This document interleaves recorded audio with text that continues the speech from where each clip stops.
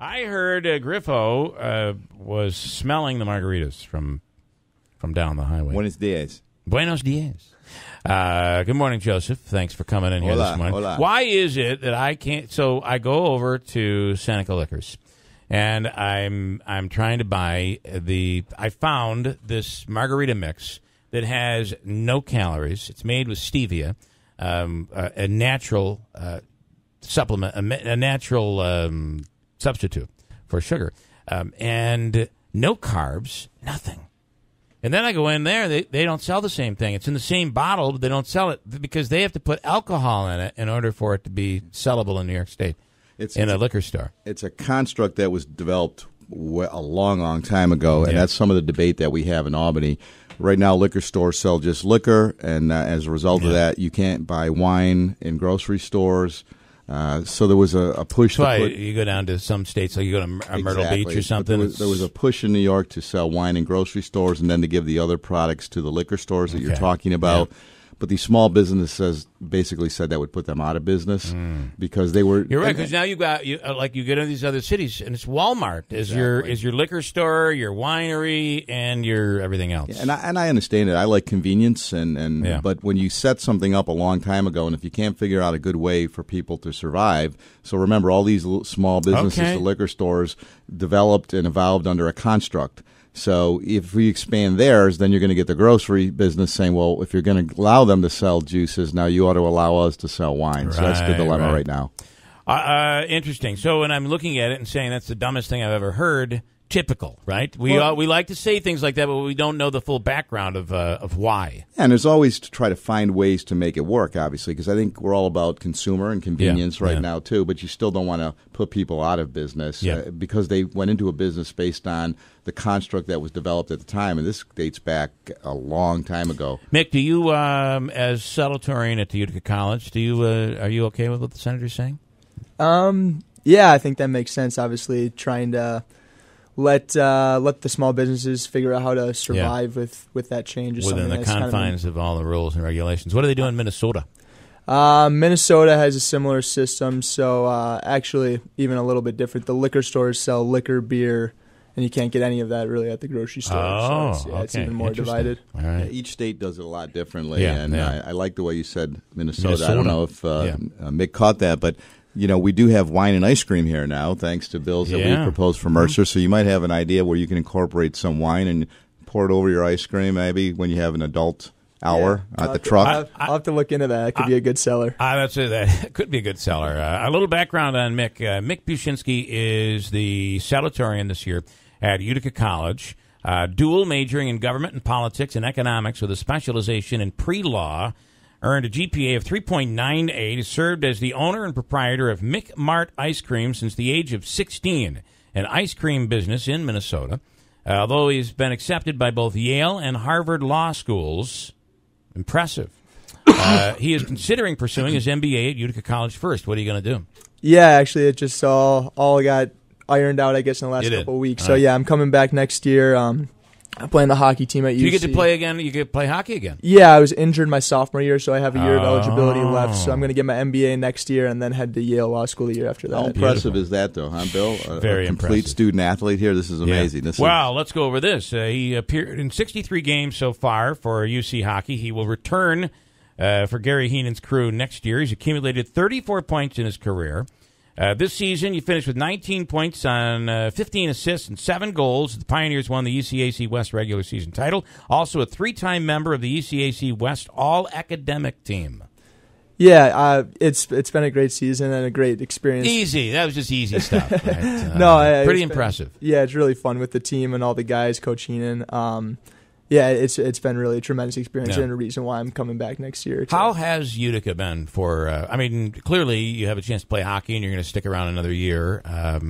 This is good. You got a senator right here.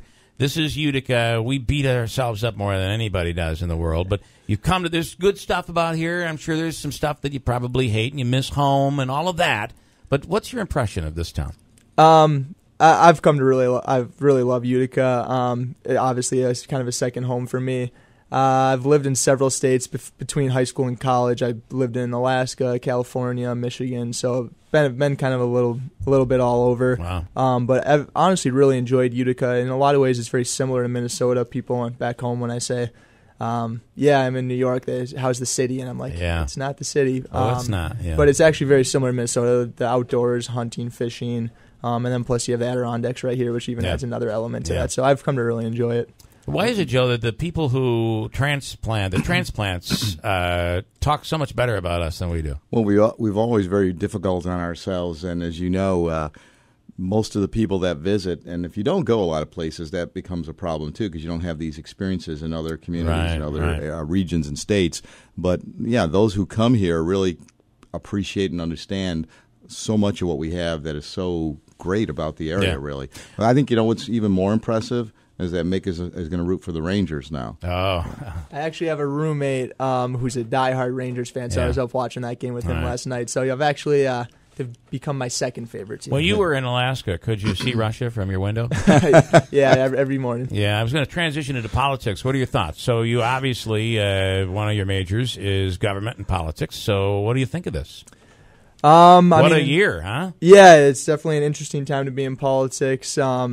Obviously, going to law school, I was kind of struck by one of the things I heard. I was at an admitted students program, and just the way that I think in a little bit we're losing the ability to, have a heated debate, but oftentimes very necessary, but then still be able to respect the other side. That's something I've always liked, that I can go into a classroom at UC and argue pretty extensively and sometimes pretty heated with someone, but then still respect them and go have a drink with them afterwards. That's gone now. I think we're losing that a little bit, and I think that's something we should try to do. Back. What's interesting is I don't necessarily think it is completely gone. And Joe, you can talk about this.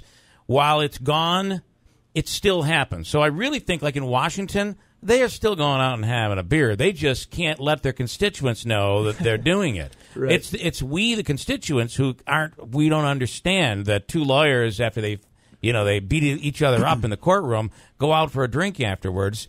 We don't understand that, and I think that's what's been lost. Joe, would you talk about that? Yeah, thanks, Bill. Actually, there's less of that, and that is part of the problem. When you get to know one another, you get to respect one another.